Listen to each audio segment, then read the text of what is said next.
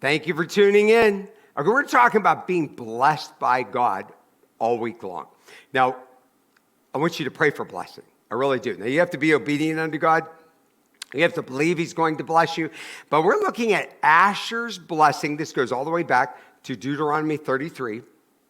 This is a prayer about resources.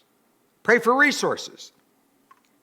Deuteronomy 33:25. Now, after he has this prayer, then he prays. Now, I talked about this on Sunday some.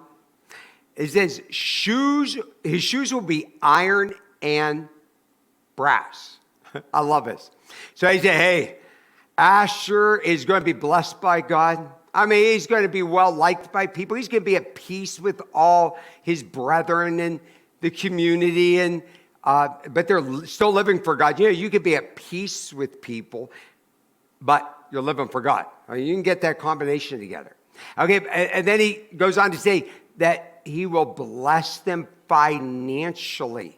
Okay, and he did. We saw that. Now, he needs the proper resources for the journey in which God has for him. So God said, I'm going to give you iron and brass shoes. So this is a promise of military strength against their enemies.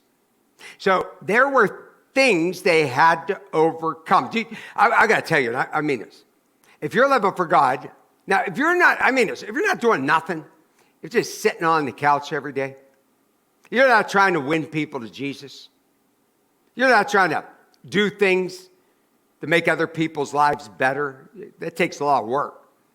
Well, you might not need anything because you're not going anywhere. Listen, if you're going to sit on the recliner on your butt, you don't need good shoes, right? Okay, but those who are moving forward, they want to honor the Lord. They want to be blessed of God. They want to be blessed of God, not for themselves, but so they can be a blessing to others. Well, you're going to have to fight. You have to fight.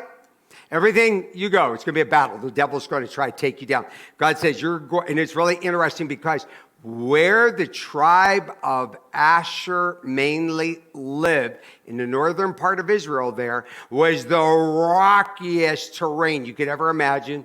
And they needed those really strong shoes to make that journey.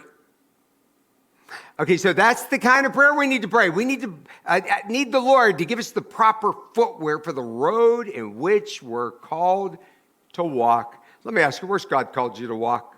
So, God, I know you want me to go down through the valley of the shadow of death.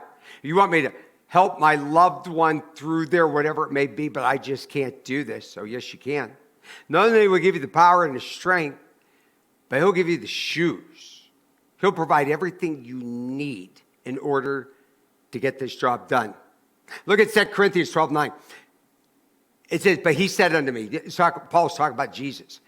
He says, I don't know how to do this in this big trial I'm in. And Jesus said to him, my grace is sufficient for you.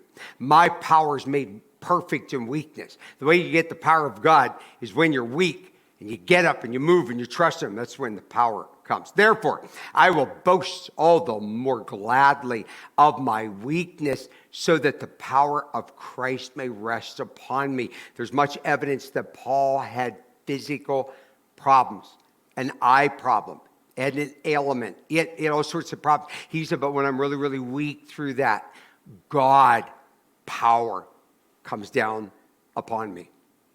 Deuteronomy 29, verse 5. Look what he says. I love this. So Moses talking about all that God has done in their wilderness journey. He said, and I have led you 40 years in the wilderness. Your clothes are not waxen old upon you, and your shoes are not waxen old upon your feet. Now, what's interesting is he's saying you traveled for 40 years. They still had all the same clothes. And they were just as good as the day they bought them. You know, God can keep that old car going for you another 10 years without hardly any repairs. Did you know that? God can make provisions a way that you never dreamt of. He is able to give you all you need for that road which lies ahead of you. Look at 1 John 4:4. I'll finish with this.